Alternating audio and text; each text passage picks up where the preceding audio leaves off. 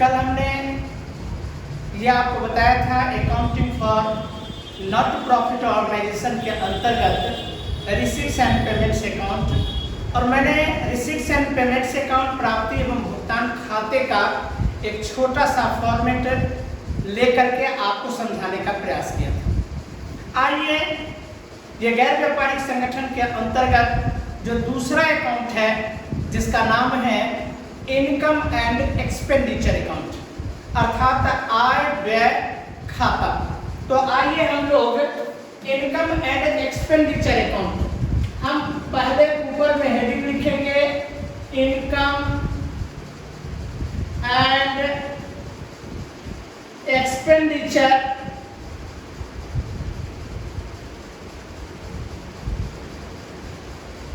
Account of,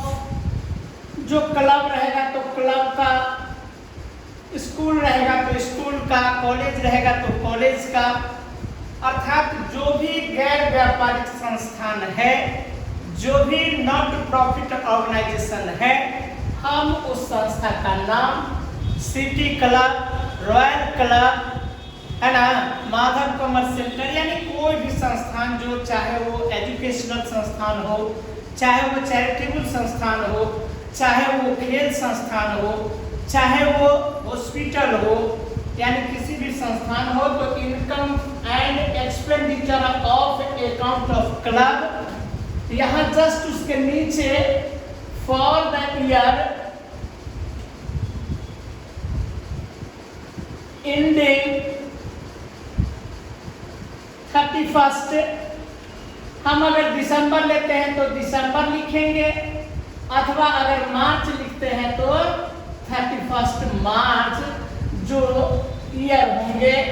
2019 तो 19, 2020 तो 20, जो लेना है आप ले सकते हैं। फिर इसके बाद हम इसको दो भागों में बांटते हैं। ये आपको डेबिट साइड में एक्सपेंडिचर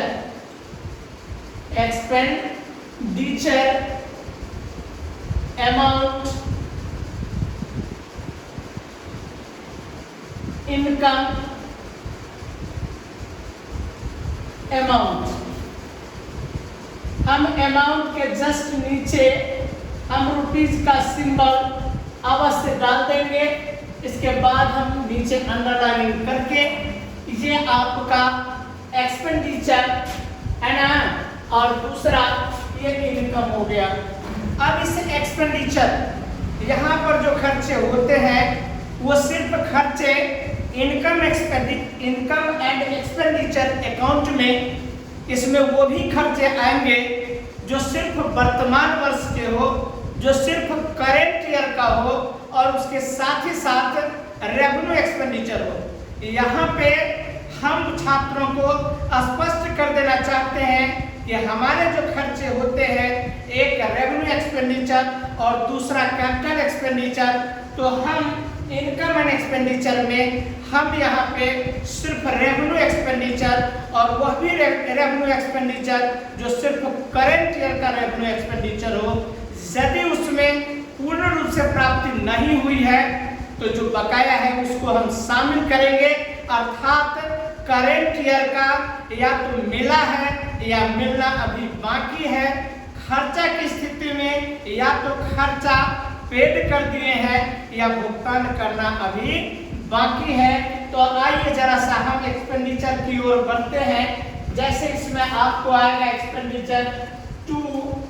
सैलरी, यदि सैलरी में अगर जो सैलरी दी हुई है, अगर इसमें कुछ बकाया है तो आउटस्टैंडिंग सैलरी हम जोड़ करके इसमें जोड़ करके तब बाहर करेंगे। फिर उसके बाद और भी जैसे खर्चा है, रेंट हो गया, और भी खर्चा है, यानी विभिन्न प्रकार के, जैसे जनरल एक्सपेंसेज हो गया, जनरल एक्सपेंसेज, आपको पोस्टेज हो गया, आपको डेप्रिसिएशन हो सकता है, डेप्रिसिएशन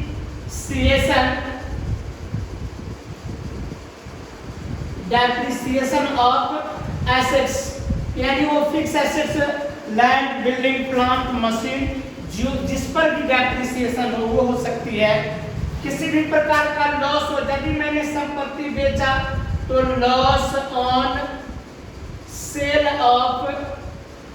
एसेट्स, यानी जिस संपत्ति को हम बेचे, चाहे बुक बेचे, प्लांट बेचे, फर्नीचर बेचे, यदि उसमें लॉस होती है तो जो लॉस की जो राशि होगी उसे दिखाएंगे। ये आपके एक्सपेंडिचर साइड में। हम इसके बाद इनकम साइड में आएंगे तो यहाँ पे ये गैर व्यापारिक संस्था का जो जिस इसके नेचर का जो इनकम होंगे, अर्थात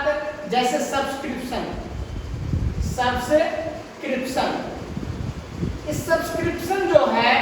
इस सब्सक्रिप्शन में दो प्रकार की बातें आएगी। यदि चंदा बाकी है तो हम इसमें जो करेंट ईयर का बाकी है, आउटस्टैंडिंग सब्सक्रिप्शन, अगर ये करेंट ईयर का है तो इसमें हम जोड़ देंगे। लेकिन ध्यान देने वाली बात है, साथ ही साथ यदि ये आउटस्टैंडिंग सब्सक्रिप्शन अगर प्रीवियस ईयर का है, अर्थात पिछले साल का है, तो हम उसको माइनस करेंगे मतलब घटाएंगे। फिर इसके बाद एडवांस मतलब एडवांस में यदि हमें ये है तो एडवांस सब्सक्रिप्शन अगर पिछले साल का है तो हम इसे प्लस करेंगे, है ना। और जबकि एडवांस जो करेंट ईयर का है, एडवांस सब्सक्रिप्शन अगर करेंट ईयर का है तो हम इसको माइनस करके ये और ये दोनों माइनस वाले को एक साथ यहाँ घटा करके तब बाहर करें। और भी किसी भी प्रकार का इनकम हो सकता है, जैसे आपका डोनेशन हो, जैसे आपका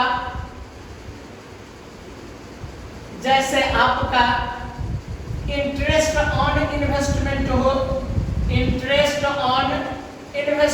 हो, या बाय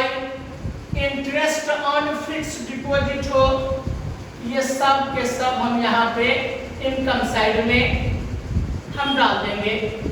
ये सब डालने के बाद तब हम लास्ट में, यानी इनकम एंड एक्सपेंडिचर बढ़ाने का जो मेन ऑब्जेक्ट होता है कि एक निश्चित समयावधि के अंत में आय अधिक है खर्चा से, अर्थात excess of income over expenditure या excess of expenditure over income, अर्थात सरप्लस होती है या डिफिसिट होती है, हम टोटल इनकम को जोड़ करके उसमें से खर्चा घटा देंगे, जो रेस्ट होगा वो कहलाएगी excess of income over expenditure, जिसको सरप्लस भी कहा जाता है। क्या कहा जाता है? तो सरप्लस। यदि ऐसा हुआ कि यदि खर्चा ज्यादा है और इनकम कम है, बाय द वे ऐसा भी हो, तो इसे हम लोग दिखाएंगे एक्सेस ऑफ एक्सपेंडिचर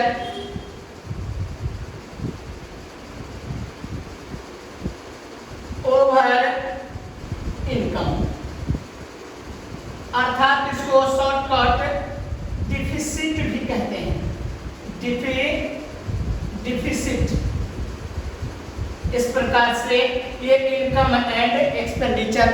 यहाँ हम छात्रों को बता दें, हम जो कल बता रहे थे कि आप रिसीट्स एंड पेमेंट्स बनाना, हम एसबीपीडी का यानी डॉक्टर एसके सिंह के बुक से हमने कहा था कि एग्जाम्पल 1A, 1B और 1C, और उसी प्रकार से मैंने क्वेश्चन के बारे में कहा था कि question number 1A, 1B, 1C और 1D, साथ ही साथ क्वेश्चन नंबर 2 आप बना करके देखोगे, आपको जो समझ में आएगी निश्चित रूप से वो रिसीट एंड पेमेंट का। हम आगे बढ़ते हैं इनकम एंड एक्सपेंडिचर। आप एग्जाम्पल देखोगे, इनकम एंड एक्सपेंडिचर का जो एग्जाम्पल है, मैं समझता हूं कि ये इलिस्ट्रेशन 2 और इलिस्ट्रेशन 3 और ठीक उसी प्रकार से क्वेश्चन नंबर 3 और 4 यानी 3 और 4 आप क्वेश्चन देख करके आप ये इनकम एंड एक्सपेंडिचर को आप बेहतर ढंग से समझ सकते हैं और बना सकते हैं। आज की क्लास में आपको यहीं पे इस इनकम एंड एक्सपेंडिचर को समझा करके आप बना करके लाएंगे। यदि दिक्कत होगी तो आप पुनः हमें कॉल करेंगे या आप हमारे YouTube चैनल पर जा करके माधव कॉमर्स सेंटर के YouTube चैनल पर जा करके आप वहां से भी या व्हाट्सएप से भी आप हमसे जुड़ करके पूछ सकते हैं। जहां कोई दिक्कत होगी हम उसे समझाने का कोशिश करेंगे। धन्यवाद।